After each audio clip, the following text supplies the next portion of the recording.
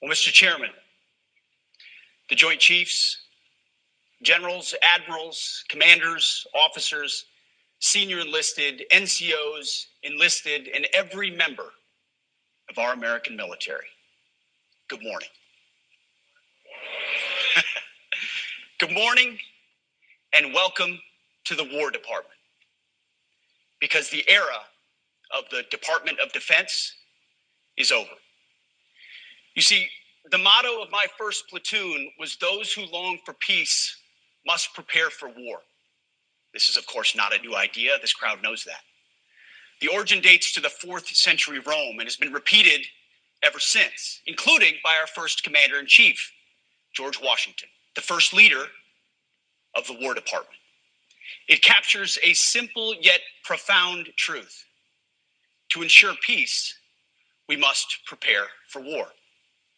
From this moment forward, the only mission of the newly restored Department of War is this: warfighting, preparing for war and preparing to win, unrelenting and uncompromising in that pursuit. Not because we want war, no one here wants war, but it's because we love peace. We love peace for our fellow citizens. They deserve peace, and they rightfully expect us to deliver it. And as history teaches us, the only people who actually deserve peace are those who are willing to wage war to defend it. That's why pacifism is so naive and dangerous. It ignores human nature and it ignores human history. Either you protect your people and your sovereignty, or you will be subservient to something or someone. It's a truth as old as time. And since waging war is so costly in blood and treasure, we owe our republic a military that will win any war we choose, or any war that is thrust upon us.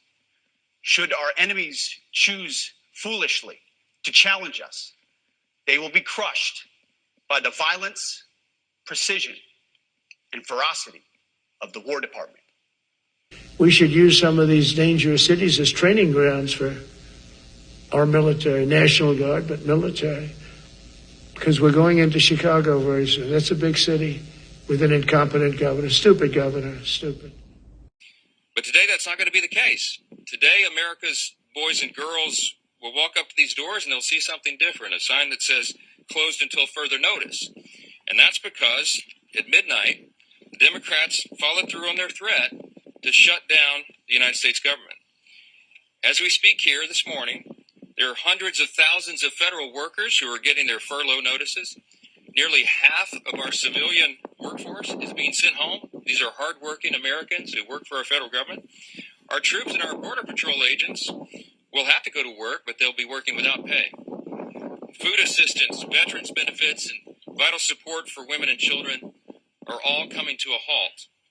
Now, thankfully, President Trump is trying to mitigate the damage as much as possible. His administration is working to limit the harm to the American people. But the longer this goes on, the more pain will be inflicted, because it is inevitable when the government shuts down. The sad thing about it is that every single bit of this was entirely avoidable. Democrats could have worked with us in a bipartisan manner to avert this unnecessary and very harmful shutdown. But instead, they did something that is rather shocking to us. They prioritized taxpayer-funded benefits for illegal aliens over keeping the government open for American citizens. They themselves positioned that as a binary choice, and it's patently absurd. Listen to what the Democrats are demanding. They demanded, in exchange for our simple, clean, 24-page bipartisan continuing resolution, the same one that Chuck Schumer and the Democrats voted for just a few months back in March. In exchange for that, they rejected it, and they demanded something else. They wanted us to add over $1.5 trillion in new federal spending, paid for, of course, by hardworking American taxpayers, simply for funding the government at current Biden level spending levels. We are not going to do that. We can't do that. We won't do it. That are irreversible, that are bad for them and irreversible by them, like cutting vast numbers of people out, cutting things that they like, cutting programs that they like. Welcome to the Crypto Teacher. Don't forget to like and subscribe to the channel. And you know I come back with that video just to make you think. And make sure you join the Patrons. If you're not a part of the Patrons, make sure you're hitting the Cash App. Also, go like and follow the TikTok. More videos to come. And remember, your life is an illusion and TV is your reality. And we're definitely living a movie. Now we have Pete speaking about the Department of War. And what does he bring up? That's right, history. Rome, George Washington. And what he left out was Hitler. And if you're a part of the Patreon, you understand. And if you know the Bible, you know this is biblical. Because he's speaking about Armageddon. And remember, the Crypto Teacher told you. Now we have the government shutdown is here.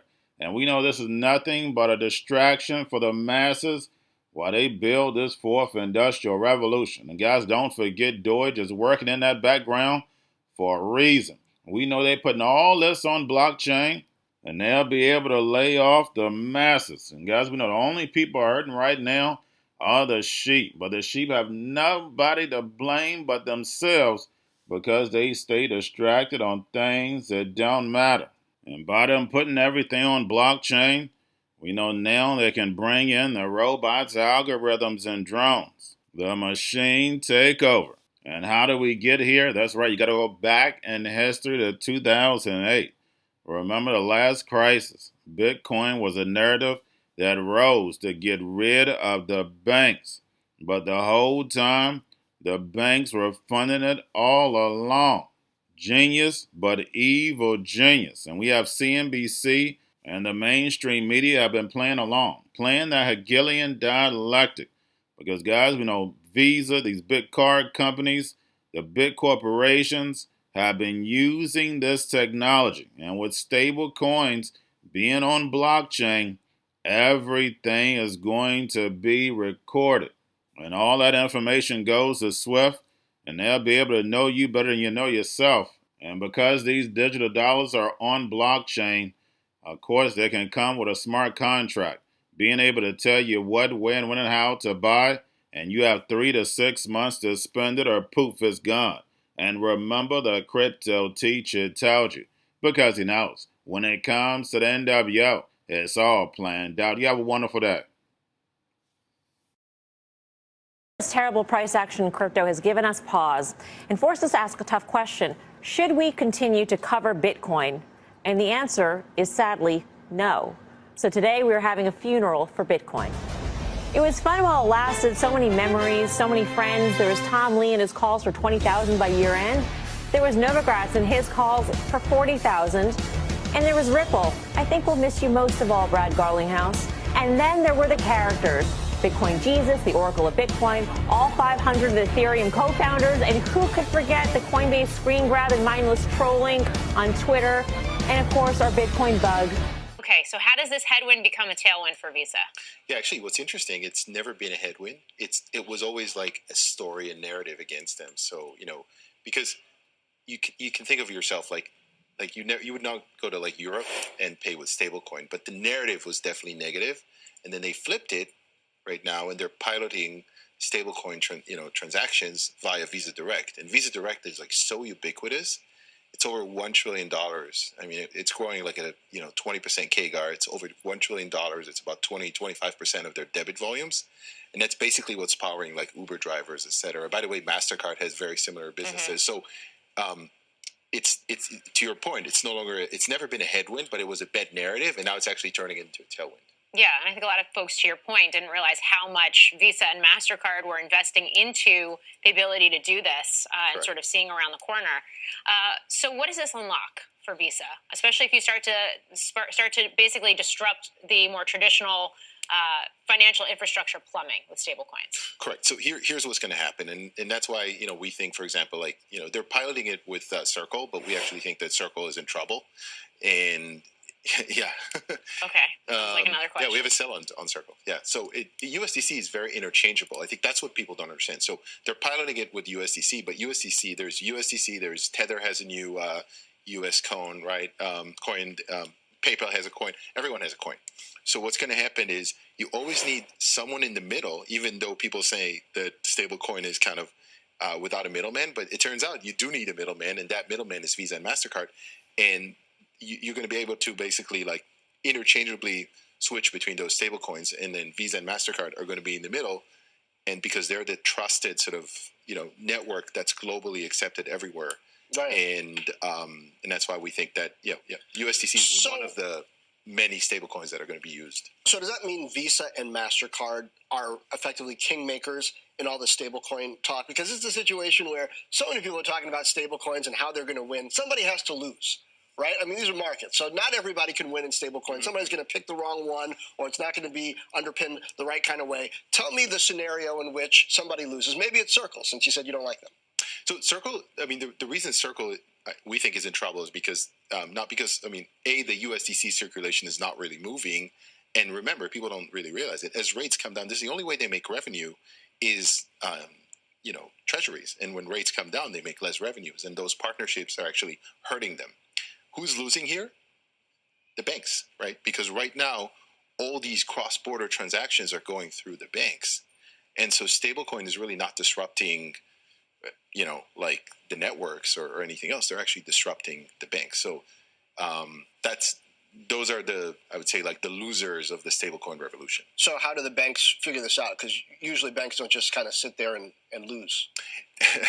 They make their money elsewhere, right? Remember, they make their money lending, in lending, mortgages, yada, yada, yada. So they, SWIFT and like all the traditional rails or pipes globally, it's not really how they make money, but they're losing on volumes, but I don't think they're losing financially as much, but they're losing their position as, I would say, like the pillars of global finance. I would say that's probably true. Going to a different economy, and we're going to be learning more about that as we go, but clearly we're learning that things can be done from remote locations. We're learning that technology can replace people even more than we thought. We're not going back to the same economy. We're recovering, but to a different economy, and it'll be one that is more leveraged to technology. And I worry that is going to make it even more difficult than it was for many workers. In Silicon Valley, and my friends who work in technology know that what we did to the manufacturing workers, we are now going to do to the retail workers, the call center workers, the fast food workers, the truck drivers, and then even bookkeepers, accountants, insurance agents, lawyers, and on through the economy. So what happened to the manufacturing workers is a very clear sign. And so we'll import Chinese-based CBDC technology. So it's going to be CBDC in a box provided to you by the People's Bank of China.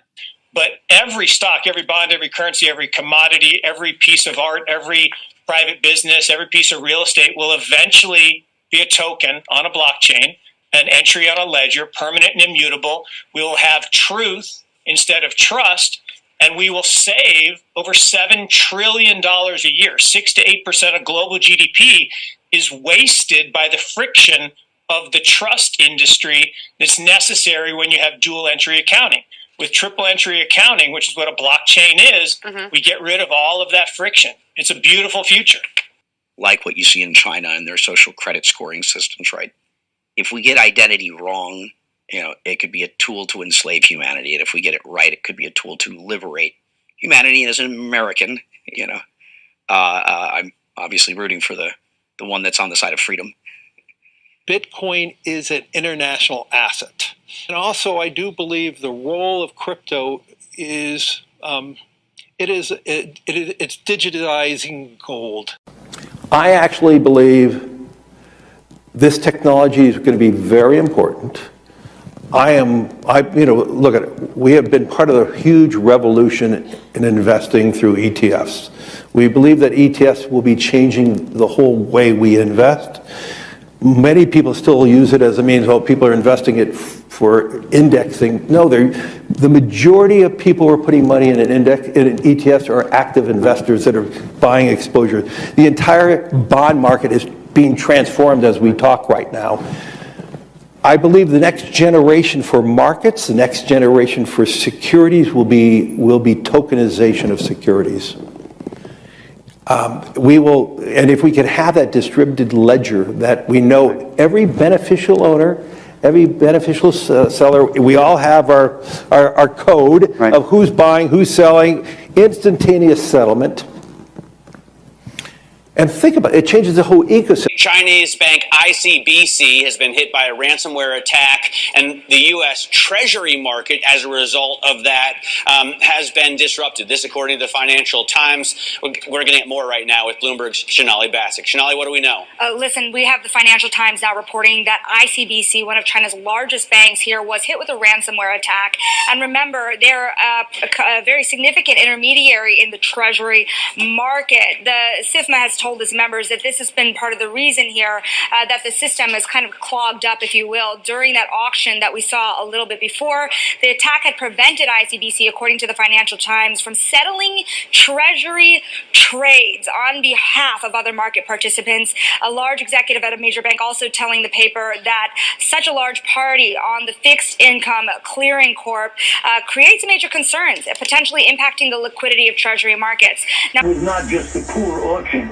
It was absolutely lousy, and you know, when the dealers have to step in to save a treasury auction, that's a rare occurrence. And Cryptoteacher and the new World Order book, plus the 3 kids books, It's Time to Re-Educate. Also, new to cryptos, Coinbase, Bitrue, Binance.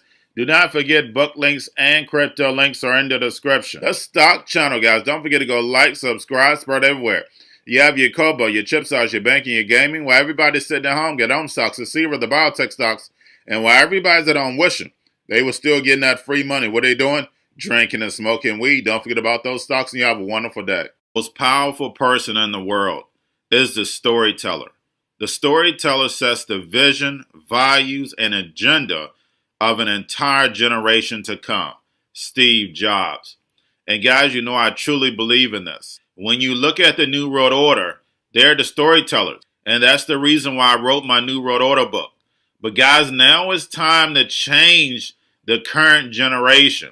And I wrote 3 kids books. You know I love the Trinity because I understand the power that's in it. So I have 3 books. We have an opportunity to change the generation, to educate, not just me, but I want to show you that I take action on a daily basis. And I want you to take action on a daily basis. Whether it's your job, whether it's in your community, we have an opportunity right now to educate the masses. I posted this on my Twitter account. Please share, but this is a short clip of the 3 books. There's going to be a clothing line and action figures. Please get these books for your kids, nephews, cousins, friends, so therefore we can start the re-education now.